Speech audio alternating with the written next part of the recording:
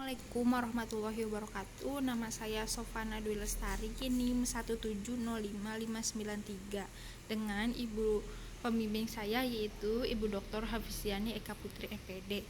Video ini berisi tentang cara ampuh melawan virus, yaitu dengan menerapkan 3M: memakai masker, mencuci tangan, dan menjaga jarak.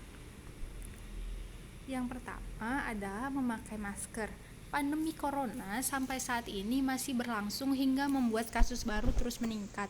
Bahkan kasus baru yang positif terinfeksi corona pada hari Rabu tanggal 16 Desember 2020 mencapai 629.000 kasus. Untuk mencegah angka ini terus meningkat, perlu menerapkan protokol kesehatan yang benar seperti memakai masker, menjaga jarak, sampai rajin mencuci tangan. Tetapi masih banyak orang yang memakai masker dengan cara yang salah. Misalnya, tidak menutup hidung, menurunkannya di dagu, bahkan memakai masker medis dengan cara dibalik. Sebenarnya bagaimana cara memakai masker yang benar? Ada beberapa jenis masker yang bisa digunakan seperti masker medis, masker kain yang dianjurkan oleh pemerintah, hingga masker N95 yang biasa digunakan para petugas medis. Tentunya dengan cara yang benar dan tepat. Dalam hal ini, Badan Pengawas Obat dan Makanan mengeluarkan panduan untuk mengetahui bagaimana cara memakai masker yang benar. Ini dalam rangka untuk mencegah penularan virus corona. Berikut cara memakai masker yang benar. Yang pertama, membersihkan tangan sebelum menggunakan masker. Pastikan tangan dalam keadaan bersih. Cuci tangan dengan sabun dan air. Jika tidak ada, bisa menggunakan hand sanitizer yang mengandung 60% alkohol. Yang kedua, masker harus menutup hidung sampai mulut. Saat menggunakan masker, pastikan bagian hidung dan mulut tertutup masker dengan benar. Tidak ada celah di antara wajah dan masker yang bisa menjadi jalan masuk virus. Yang ketiga, saat dipakai usahakan jangan menyentuh masker. Ketika masker sedang digunakan, hindari untuk menyentuh bagian maskernya. Jika masker tersentuh tangan yang tidak bersih, bisa membuat virus yang mungkin menempel di tangan akan berpindah ke masker. Usahakan cuci tangan dengan sabun dan air atau hand sanitizer yang sebelum menyentuhnya. Yang keempat, bagaimana cara membuka masker yang benar? Jika kamu ingin membuka masker yang telah dipakai, hindari untuk menyentuh bagian depannya. Buka masker dari belakang, tepatnya pada bagian talinya. Jangan lupa, setelah melepas masker juga harus menjaga kebersihan tangan. Bisa menggunakan hand sanitizer atau yang lebih baik dengan air mengalir dan sabun selama 20 detik.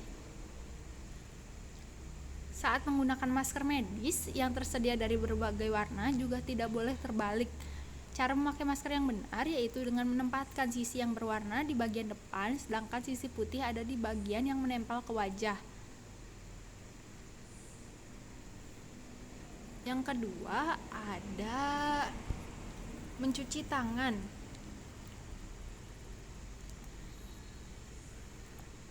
WHO menyarankan langkah perlindungan dasar terhadap virus corona.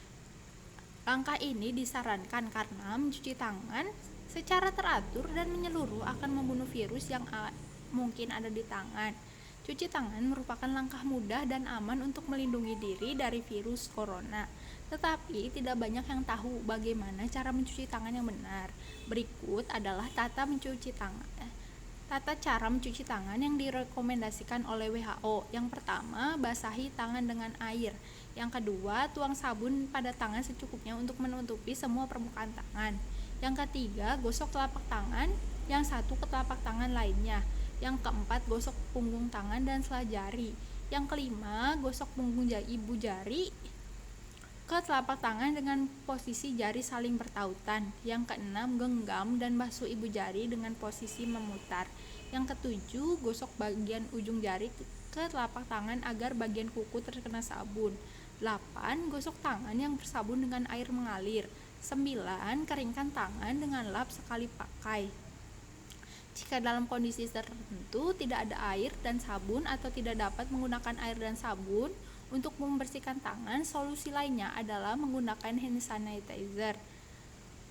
Center for Disease Control and Prevention menyarankan untuk menggunakan hand sanitizer yang berbasis setidaknya 60% alkohol.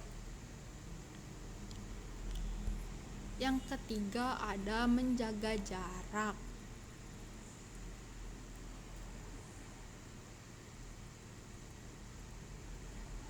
Menjaga jarak adalah salah satu protokol kesehatan yang harus diterapkan saat pandemi. Mengapa menjaga jarak jadi salah satu hal yang penting? Droplet yang keluar saat kita batuk jika tanpa masker bisa meluncur sampai 2 meter. Saat berbicara tanpa masker, aerosol atau uap air bisa meluncur sejauh 2 meter. Saat bersin tanpa masker, droplet bisa meluncur sejauh 6 meter. Dengan menjaga jarak minimal 2 meter, kita bisa mengurangi resiko tertular atau menulari COVID. Hal penting yang dapat dilakukan dalam usaha untuk menjaga jarak sebagai berikut.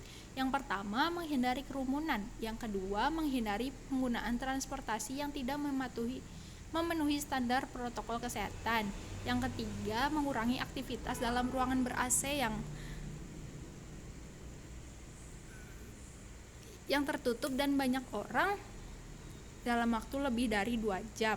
Faktor-faktor yang harus dipertimbangkan ketika terpaksa harus keluar rumah adalah sebagai berikut.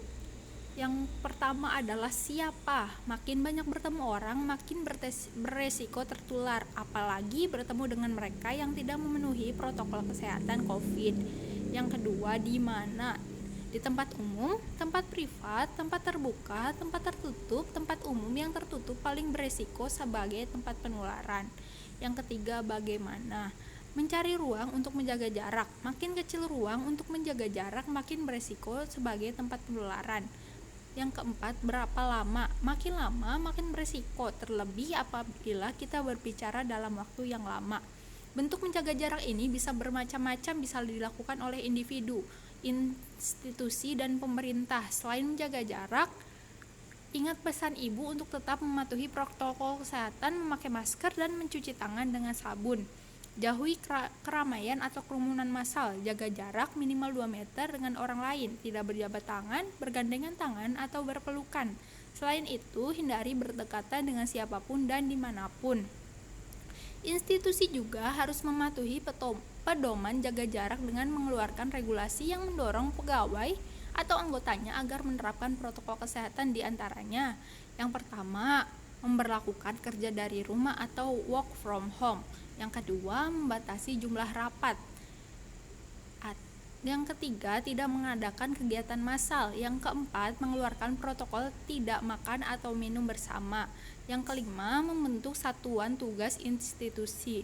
Pemerintah juga perlu mengeluarkan regulasi yang mengacu pada Undang-Undang Nomor 6 Tahun 2018 tentang kekarantinaan kesehatan yang membatasi aktivitas masyarakat agar menerapkan protokol kesehatan. Di antaranya, yang pertama, memberlakukan belajar dari rumah untuk sekolah. Yang kedua, memberlakukan kerja dari rumah, work from home bagi sebagian pegawai. Yang ketiga, meniadakan kerumunan. Yang keempat, memberlakukan pembatasan sosial berskala besar atau PSBB. Terima kasih sudah mendengarkan sampai sini. Wassalamualaikum warahmatullahi wabarakatuh.